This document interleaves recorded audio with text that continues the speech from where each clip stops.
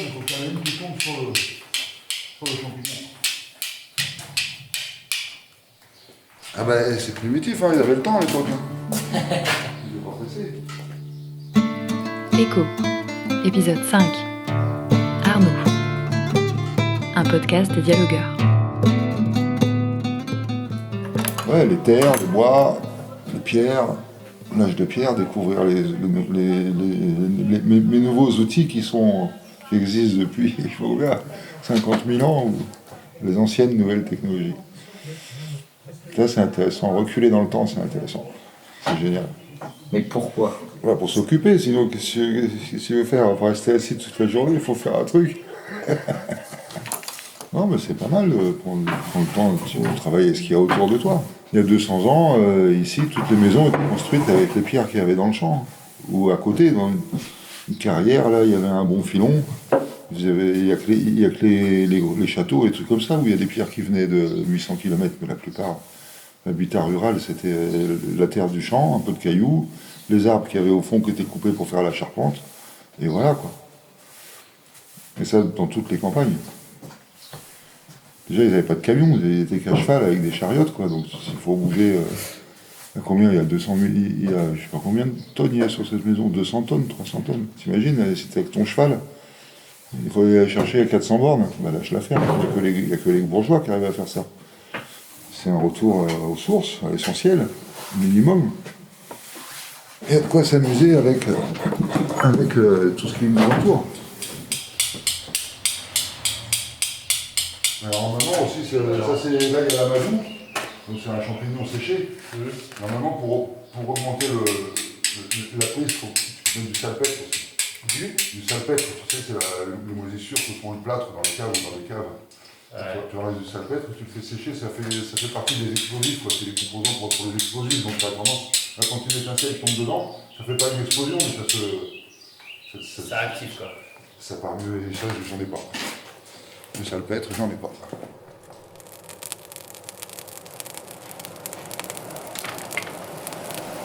Alors là, je vais faire une petite bague, là. Je vais faire une petite bague. Hop.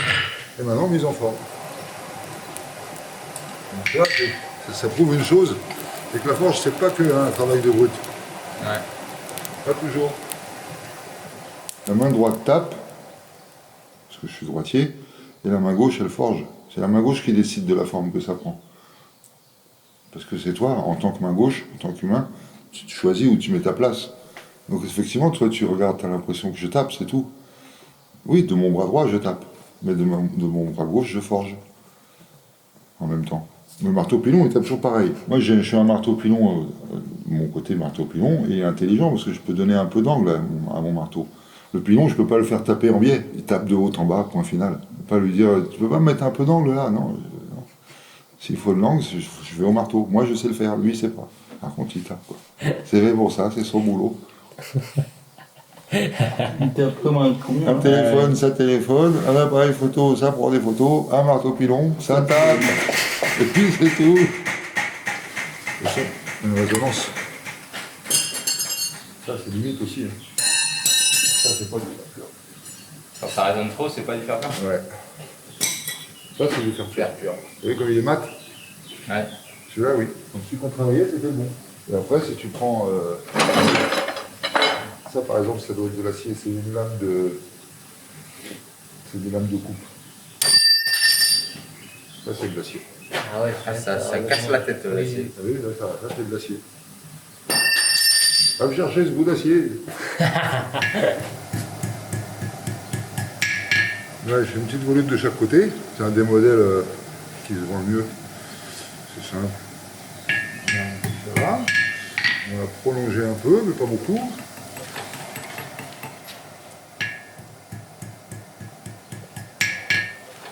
Tu fais du feu, tu mets du fer dedans. Quand c'est chaud, tu tapes. Quand c'est froid, tu chauffes. Et après, tu retapes. Si t'es intelligent, tu réfléchis pendant que ça chauffe. Et une fois que c'est chaud, tu réfléchis pas, tu tapes. Après, tu retournes, quand c'est froid, tu retournes au feu. Et là, tu dis, ah, alors ça a fait ça, c'est pas mal. Qu'est-ce qui manque? Du coup, tu mets ta barre au feu là où tu veux que ce soit chaud. Bon, pendant ce temps-là, tu réfléchis. Pendant que ça chauffe, tu réfléchis. Mais quand c'est chaud, tu réfléchis pas, tu tapes. Là où il faut, parce que tu as réfléchi avant. Si tu fais l'inverse, tu chauffes ta barre. Je sais pas pourquoi, tu chauffes ta barre. Tu arrives sur l'enclume. Bon, alors qu'est-ce que je fais maintenant? Tiens, je vais prendre le marteau. Ah, bon, alors, oh, si je tapais dessus. Bon, bah ça y est, c'est froid déjà. Tu retournes au feu, tu n'as rien fait. C'est l'anticipation, il faut savoir ce que tu dois faire, sinon c'est pas la peine. Ça reste pas chaud longtemps. Ça reste chaud, je sais pas, une minute peut-être. Ça va vite. Forgeron, c'est pas juste chauffer du fer et le laisser refroidir. C'est un autre métier. Ouais, c'est poêle à bois, c'est ça, ouais. Chaudière, éventuellement, c'est un bon niveau. On va refaire un peu. Voilà, non, j'ai une dernière chauffe de décapage pour enlever la calamine. D'accord.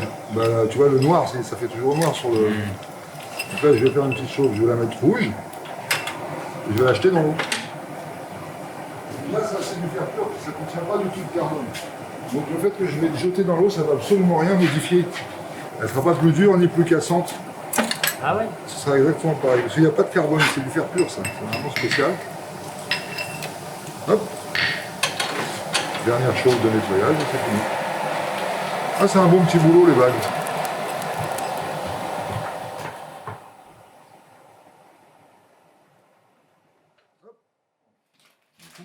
Non mais je veux dire, ouais, au début il y a bien un truc où tu t'es dit, ah ça j'ai envie de le faire, tu vois. Sautant les étapes. Ouais, c'est ça. De est-ce que je suis capable, je suis pas capable, non. Ouais, au départ, c'est de travailler pour soi. Hein. C'est pas de travailler pour une entreprise, quoi. Arrêter l'entreprise et le réveil matin, quoi. On a fait des entreprises où... Pouf. C'était un soudeur OHQ. Attention, Regarde quoi, OHQ. ça. Ah ah ah. Là, c'est haute ouvrier, Oui, hautement qualifié. hautement qualifié. Ah En ouais. soudure. En Genre soudure. niveau bac minimum, quoi. Mais sans le bac. C'est Trop fort, Nono. ça qui est bien dans les travaux manuels, c'est que tu peux avoir niveau bac sans avoir fait le bac. C'est le niveau, quoi. J'ai pas le bac philo, ni le bac mathématique, ni le bac physique. Ah, t'as le bac soudure. Bac Ouais, soudure. le bac soudure. Bah ça marche. C'est déjà pas mal. C'est un nouveau port France-Portugal qui débute des France-Portugal. On en a vécu. Le dernier en date, c'était le 10 juillet 2016. Nous, déjà, on travaille, on se plonge. C'était génial ces époques-là. C'est vrai que tu rencontres des gens aussi. C'est un peu. Moi, j'avais votre âge quand j'ai fait ça.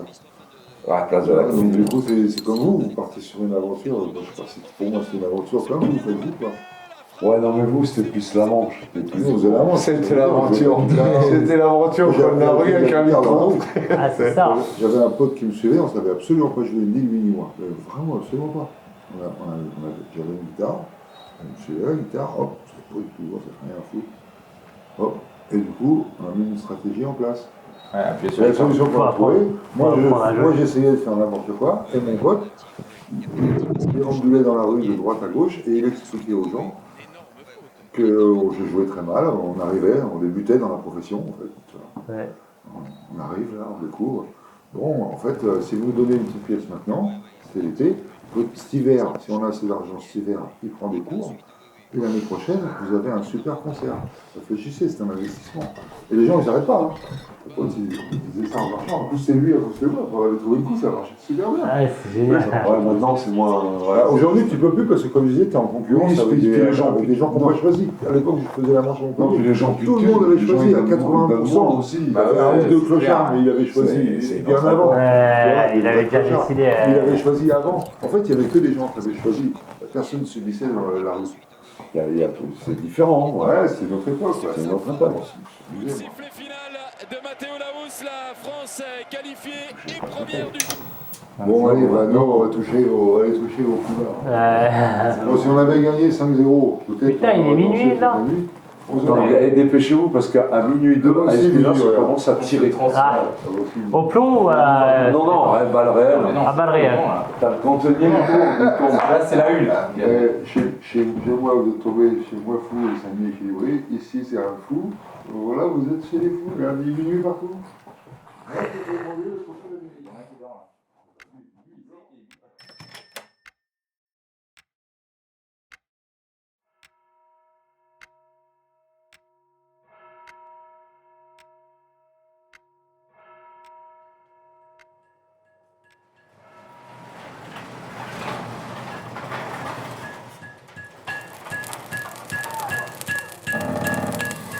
Il reste toujours un taux d'humidité dedans, et de goudron, tout ça, de sève, même si c'est sec, qui limite la température du feu. C'est-à-dire qu'avec un feu de bois, même si tu mets du vent, tu n'iras jamais au-delà de 1000.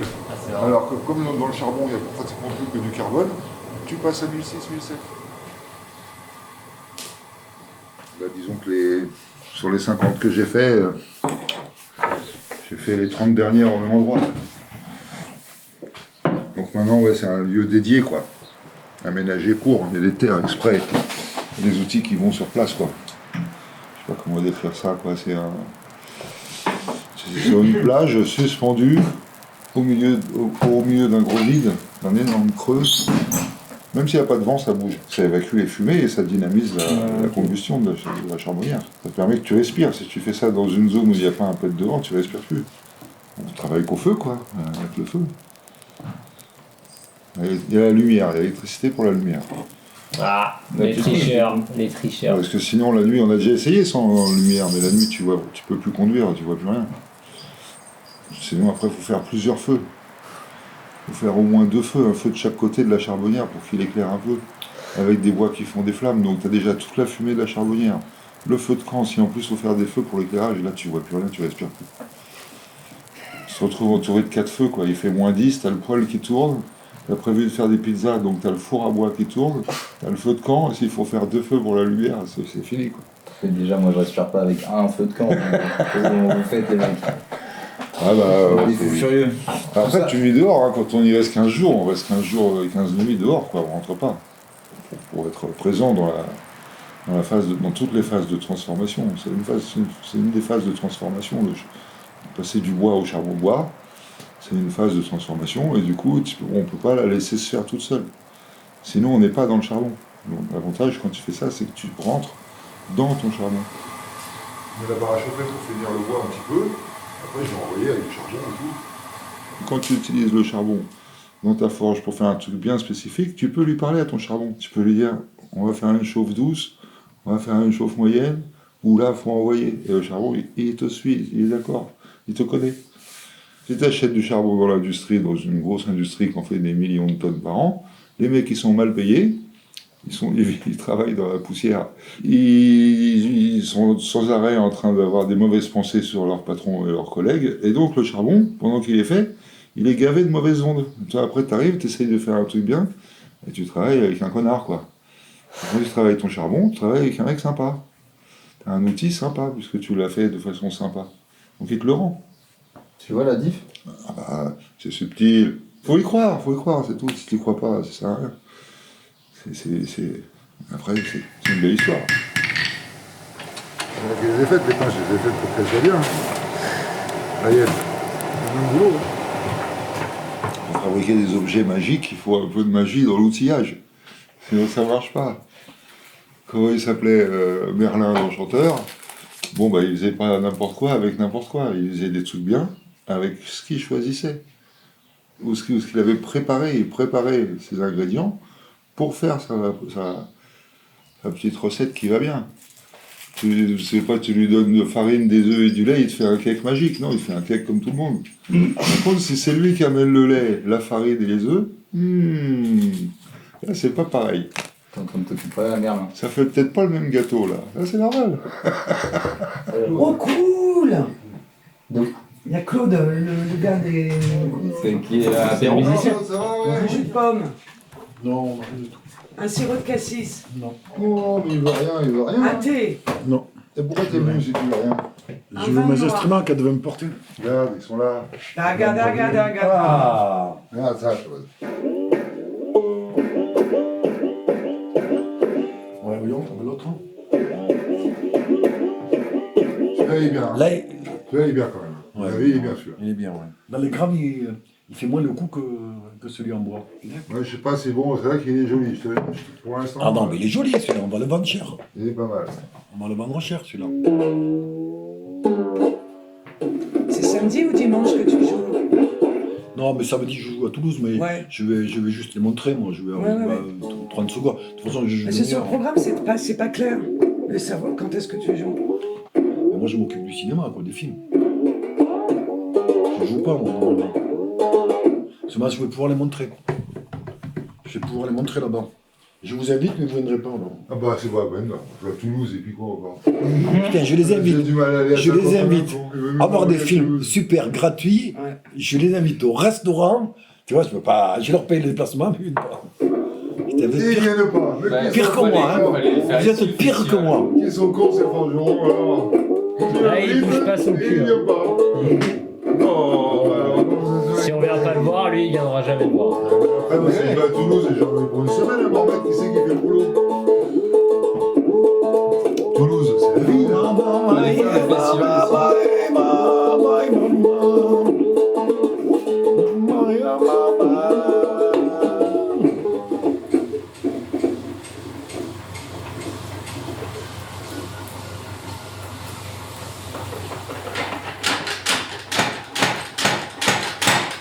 Je ne vais pas tricher avec le référent, je ne sais pas dire ça marche.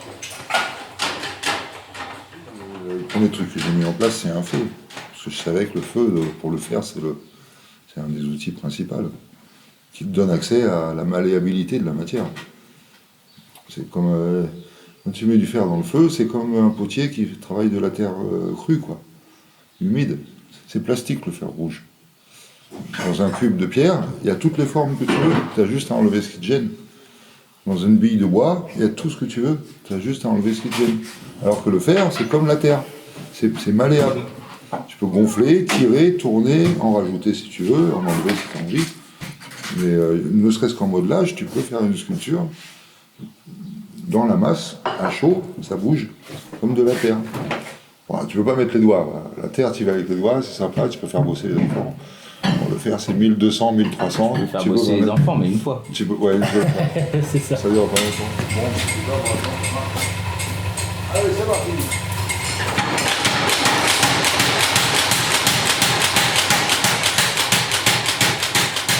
Je vais regarder moi c'est quoi l'article le plus cher en fait, le fait qui m'intéresse. Ah, le plus cher, c'est une bague.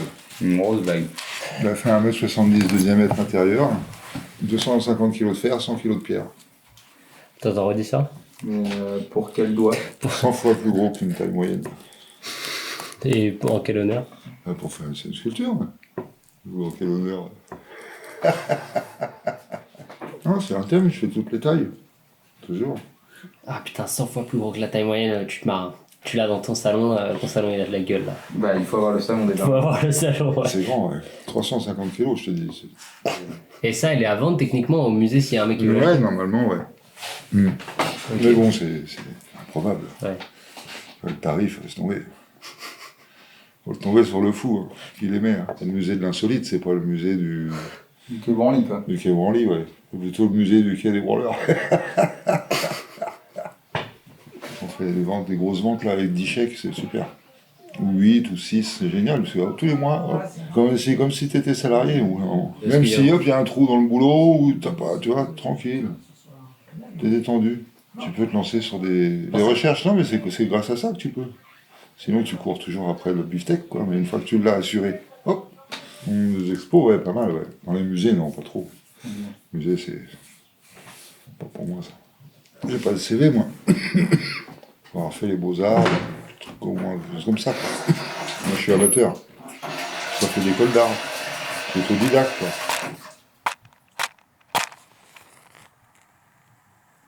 Non, j'ai pas de modèle. C'est moi mon modèle. Non, c'est juste moi, je fais ce que j'ai envie, c'est tout. Pas de problème. J'ai commencé sans justement étudier, en connaissant rien exprès, pour prendre un certain coup de main personnel, que depuis que j'ai commencé, je perfectionne, mais c'est mon coup de main. Ce que je fais moi, et c'est moi qui le fais. Je n'ai pas copié. Les 15 premières années, j'ai ouvert aucun bouquin. J'ai fait ce que j'étais capable de faire. Si tu vas chez un artisan apprendre quelque chose, tu vas apprendre sa technique. Après, tu dis, bon, ouais, c'est bon, je sais bosser, je m'installe. Bah, tu fais la même chose que lui. Tu découvres un peu des trucs, mais pas autant que si tu pars toi-même de tout seul. Si tu veux développer un truc personnel, tu pars tout seul et tu cherches tout seul. Si tu te fais influencer, c'est plus le résultat de ta personne, c'est le résultat de ta réflexion avec la connaissance des autres, l'expérience des autres. En fait, l'expérience, moi, c'est mon expérience. Je fais mon expérience. pas facile les 5 premières années. Ouais, t'as dû chier des trucs monstrueux. Ouais, mais plein, mais c'est normal, ça fait partie du jeu. Puis après, bah, tu te demandes pourquoi. Et puis tu réfléchis, puis tu mets des outils en place. Puis voilà, petit à petit, ça avance. C'est tout. Ce qui est délirant, c'est qu'au bout de 15 ans, quand tu ouvres un bouquin, tu te rends compte que ce que tu fais, bah, c'est ce qu'il fallait faire. En fait, j'ai peut-être perdu 15 ans, j'aurais été chez quelqu'un qui savait, me l'aurait montré, je l'aurais fait tout de suite. Mais ouais, j'ai pris le temps qu'il fallait. Et j'ai pas mis 15 ans à y arriver, mais à m'en rendre compte, parce que finalement, en ouvrant un bouquin, tu te dis, ah bah oui, bah voilà. Putain, il fait pareil, le con. Ah, si j'avais su, j'aurais ouvert un bouquin avant. Mais non, pas du tout. Du coup, j'ai trouvé comment Mais ça fallait sert faire. à rien, ouais. Ça, au contraire, c'est super bien. Ça veut dire que j'ai trouvé comment fallait faire. Faut tester. Sinon, t'as aucune chance.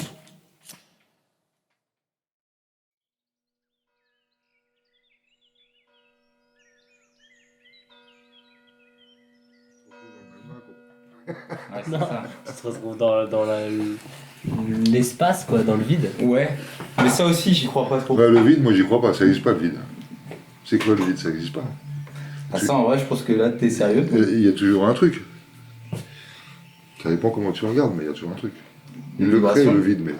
Si, ouais, tu prends la bouffe, tu fais sous vide. T'enlèves l'air. Bon, là, t'es sous vide. Mais t'es sous le vide. Donc, tu ne le vois toujours pas. C'est pas dans le vide. T'es en dessous. Il est au-dessus de toi, le vide. Quand tu fais un truc sous vide. En français, normalement, il est en dessous. Donc, le vide, il est au-dessus de ton paquet. Pas sûr d'avoir tout compris. Moi non plus. C'est pour ça que c'est compliqué. Je te dis, il y en a qui croient que la Terre est plate. C'est pas simple. Mais toi, tu vois qu'il n'y a pas de. Moi, j'ai un doute sur le vide. Ah, pas de vide. Sauf quand mon verre est vide. Là, j'ai pas de doute, faut le remplir. Où est-ce qu'il va ne pas là?